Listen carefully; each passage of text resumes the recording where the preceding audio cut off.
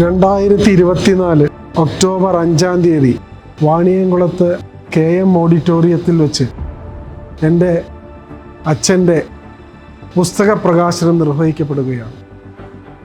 അദ്ദേഹത്തിൻ്റെ ജീവിത ചരിത്രവും അദ്ദേഹം കടന്നു വന്നിട്ടുള്ള ജീവിത യാഥാർത്ഥ്യങ്ങളും എല്ലാം ഉൾക്കൊള്ളിച്ചുകൊണ്ടുള്ള വളരെ വലിയ ഒരു പുസ്തകമാണ് രചിച്ചിട്ടുള്ളത്. ഈ പുസ്തകം പ്രകാശനം ചെയ്യുന്നത് ബഹുമാനപ്പെട്ട ഗോവ ഗവർണർ ശ്രീ PS ശ്രീധരൻപിള്ള സാറാണ്.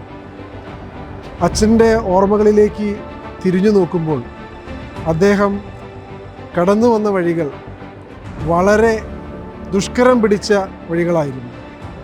അദ്ദേഹത്തിൻ്റെ ജീവിത ചരിത്രത്തിൽ 1968 ഇന്ത്യൻ എയർഫോഴ്സിൽ നിന്ന് സ്വയം വിരമിച്ച് പുറത്തിറങ്ങിയതിന് ശേഷം അധ്യാപക വൃത്തിയിലേക്ക് തിരിഞ്ഞ അദ്ദേഹം കേവലം ഒരു ട്യൂഷൻ അധ്യാപകനായി ജീവിതം ആരംഭിച്ചു.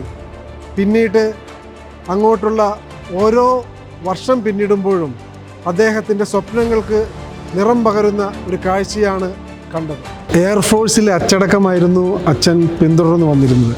അതുകൊണ്ട് തന്നെ അച്ഛൻ്റെ എല്ലാ പ്രവൃത്തിയിലും വളരെ കൃത്യതയോടുകൂടിയുള്ള ഒരു കാര്യനിർവഹണം കാണുവാൻ സാധിച്ചിട്ടുണ്ട്.